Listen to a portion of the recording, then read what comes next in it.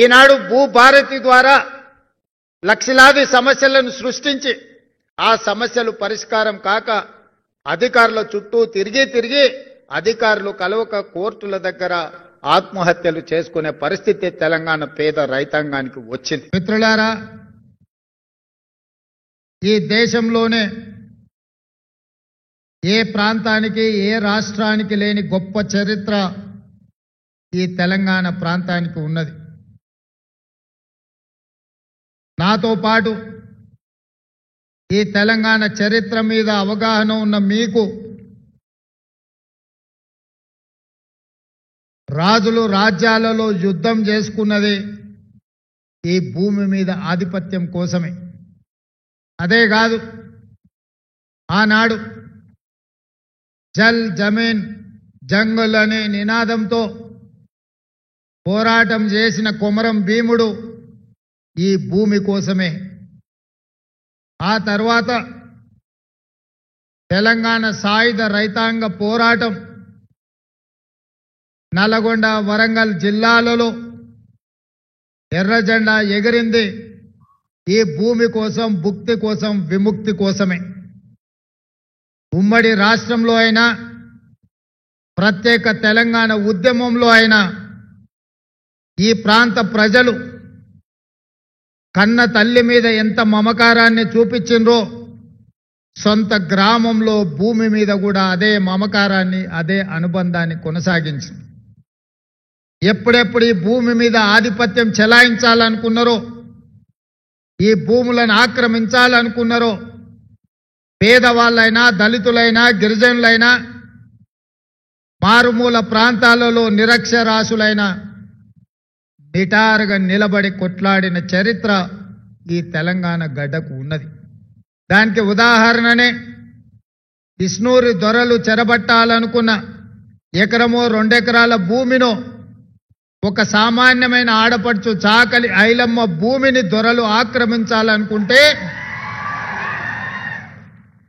చాకలి ఐలమ్మ వీర నారి చాకలి ఐలమ్మగా మారి ఈనాడు తెలంగాణ ఉద్యమానికి స్ఫూర్తిని అందించిందంటే దానికి కారణం భూమి అన్న సంగతి మీరందరూ గుర్తించాలి. ఎందుకు ఈ చరిత్రను మీకు గుర్తు చేస్తున్నా అంటే భవిష్యత్తులో భూ యజమానుల యొక్క హక్కులను, భూ యజమానుల యొక్క భూమి సరిహద్దులను నిర్ణయించే అధికారం ఈనాడు తెలంగాణ రాష్ట్రం మీ చేతుల్లో పెట్టబోతుంది. ఒకవేళ ఇందులో తప్పులకు తావిస్తే ప్రజలు మీ మీదనే కాదు ఈ ప్రభుత్వం మీద తిరగబడే అవకాశం ఉన్నది.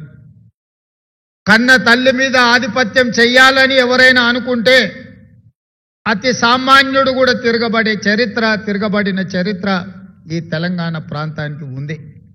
అందుకే మిత్రులారా, ఈనాడు మీరందరూ ఆలోచన చేసి ఆనాటి చట్టం గురించి నేను చెప్పాల్సిన అవసరం లేదు. ధరణి అనే చట్టం కొద్ది మంది దొరలకు చుట్టంగా మారింది. ఈ ధరణి దరిద్రం ఒక ఎంఆర్ఓను పెట్రోల్ పోసి తగలబెట్టిన చరిత్ర ఈ తెలంగాణలో ఉంది. ఈ ధరణి దరిద్రం ఇబ్రహీంపట్నం ప్రాంతంలో జంట హత్యలకు కారణమైంది. ఈ రకంగా ధరణి దోపిడీ గురించి, ధరణి చట్టాన్ని అడ్డం పెట్టుకొని ఈ భూమి మీద ఆధిపత్యం చెలాయించి దోసుకోవాలనుకున్న దొరలకు మొన్న జరిగిన ఎన్నికల్లో ప్రజలు గుణపాఠం చెప్పి బంగాళాఖాతంలో విసిరేసిండ్రు. ఎన్నో కారణాలు ఉండొచ్చు మా గెలుపుకు, కానీ వాళ్ళ ఓటమికి ప్రధానమైన కారణం ఈ ధరణి అనే భూతాన్ని పెంచి పోషించి ఈ భూమి మీద ఆధిపత్యాన్ని సాధించాలని ఒక కుటుంబం, ఒక రాజకీయ పార్టీ అనుకోవడంతో వాళ్లకు గుణపాఠం చెప్పాలి, ఈ భూమికి విముక్తి కలిగించాలి అని 4 కోట్ల తెలంగాణ ప్రజలు నిర్ణయించి ఈనాడు ఇందిరమ్మ రాజ్యాన్ని, ప్రజాపాలనను అధికారంలోకి తీసుకొచ్చింది. అందుకే ఆనాడు ఎన్నికల సందర్భంగా సమ్మక్క సారలమ్మ ఆశీర్వాదంతో, సోదరిమణి సీతక్క అండతో నేను పాదయాత్ర మొదలుపెట్టిన ములుగు సమ్మక్క సారలమ్మ జాతర రోజు చెప్పా. అక్కడ మొక్కి ఖచ్చితంగా అధికారంలోకి వస్తాం, ఈ ధరణి నుంచి విముక్తి కలిగిస్తామని చెప్పినాం. అందుకే అధికారంలోకి వచ్చిన తర్వాత రెవెన్యూ శాఖ మంత్రిగా పొంగులేటి శ్రీనివాసరెడ్డి గారికి బాధ్యత అప్పచెప్పి ఈ ధరణి భూతాన్ని వదిలించడమే కాదు, పేద ప్రజలకు చుట్టంగా మారాల్సిన చట్టాన్ని భూభారతిని తీసుకురావడానికి అన్ని రకాల ప్రయత్నం చేసినాం. ఈనాడు భూభారతి ద్వారా లక్షలాది సమస్యలను సృష్టించి ఆ సమస్యలు పరిష్కారం కాక అధికారుల చుట్టూ తిరిగి అధికారులు కలవక కోర్టుల దగ్గర ఆత్మహత్యలు చేసుకునే పరిస్థితి తెలంగాణ పేద రైతాంగానికి వచ్చింది. ఈనాడు తెలంగాణ రాష్ట్రంలో భూమి గురించి చెప్పాలి అంటే ఇందిరమ్మ రాజ్యంలో ఇచ్చిన అగ్రికల్చర్ సీలింగ్ యాక్ట్ ద్వారా లక్షలాది ఎకరాల భూములు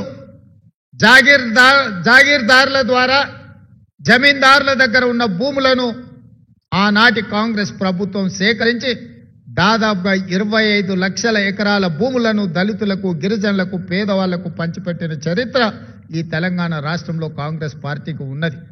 ఇదే కాదు, గిరిజనులు, ఆదివాసీలు అటవీ ప్రాంతంలో భూమి హక్కులు లేకుండా భూమిలో వ్యవసాయం చేసుకుంటుంటే అటవీ శాఖ అధికారులు వాళ్ళ మీద దాడులు చేసి కేసులు పెడుతున్నప్పుడు 2006 అటవీ హక్కుల చట్టాన్ని తీసుకొచ్చి పోడు భూముల పట్టాలు 10 లక్షల ఎకరాలకు తెలంగాణ రాష్ట్రంలో ఇచ్చిన చరిత్ర ఈ ప్రభుత్వానికి ఉన్నది. ఇదే కాదు, ఈరోజు తెలంగాణలో పట్టా భూములు కావచ్చు, పోడు భూములు కావచ్చు, అసైన్మెంట్ భూములు కావచ్చు, వ్యవసాయ యోగ్యమైన భూములు 1,60,00,000 ఎకరాల భూములు ఈరోజు తెలంగాణ రాష్ట్రంలో రైతుల దగ్గర ఉన్నాయి.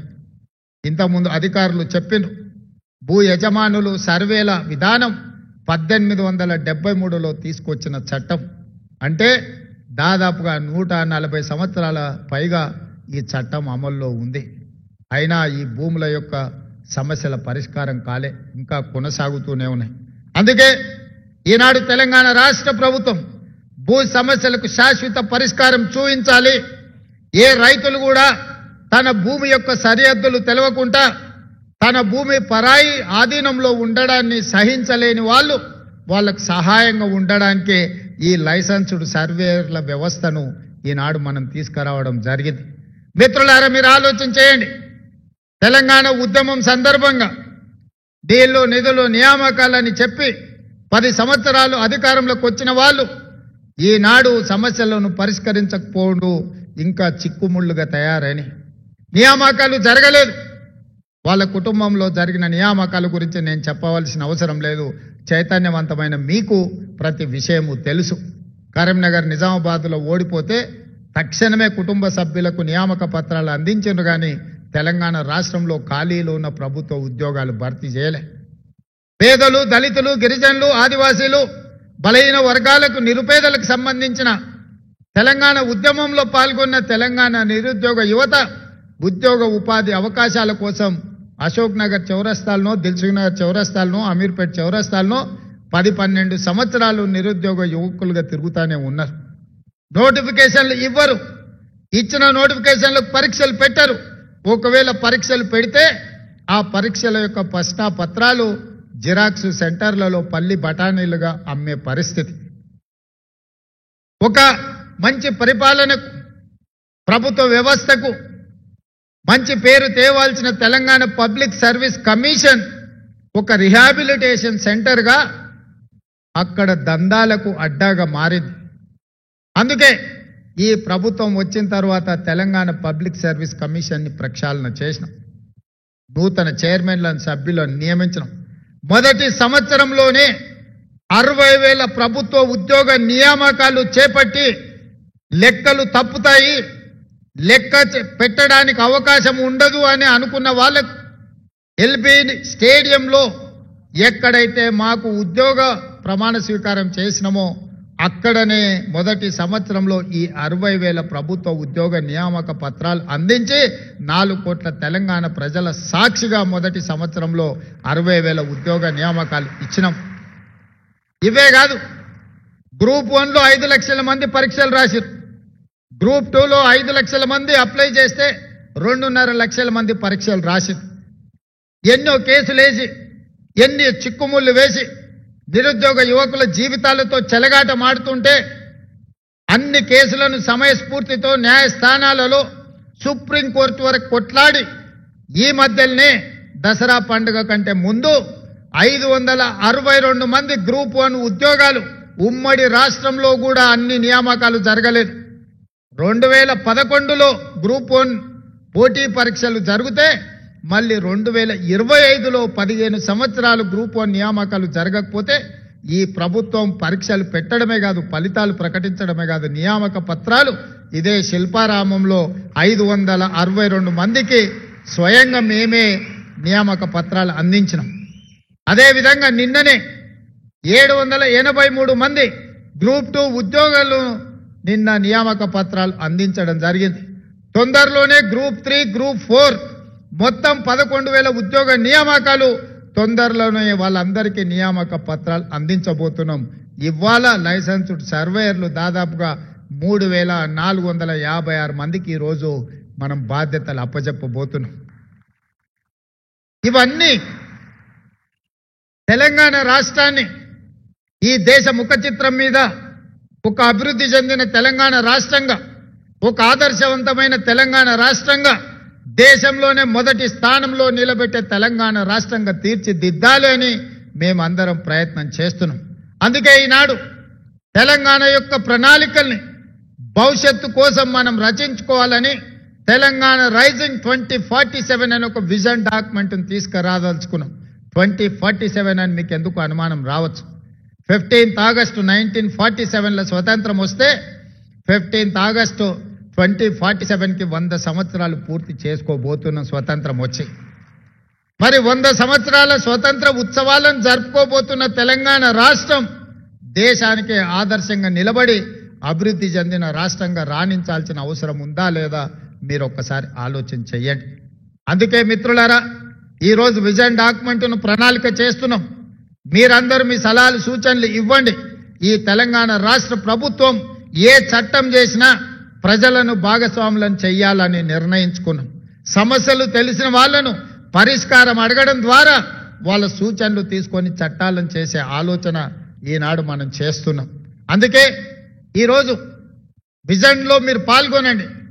రాబోయే 2047కి 1 ట్రిలియన్, ఈ రోజు 2034కి $1 ట్రిలియన్ ఎకానమీగా, 2047కి $3 ట్రిలియన్ ఎకానమీగా తెలంగాణ ఆర్థిక పరిస్థితులను అభివృద్ధి చెయ్యాలనుకుంటున్నాం.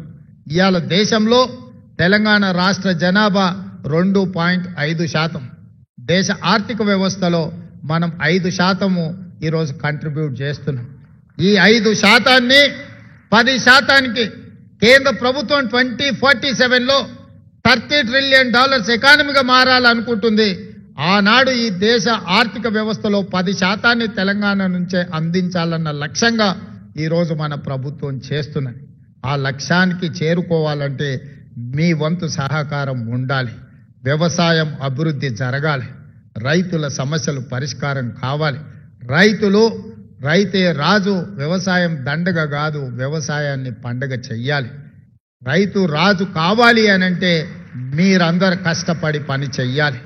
మీ కష్టంలో నిజాయితీ, చిత్తశుద్ధి ఉండాలి. మీరు చేసిన శ్రమకు మీరు ఫీజు తీసుకోండి. తప్పులు చేయడం ద్వారా ఒక రైతుకు అన్యాయం చేస్తే అది మన కుటుంబ సభ్యులకే మనం అన్యాయం చేసుకున్న వాళ్ళం అవుతాం.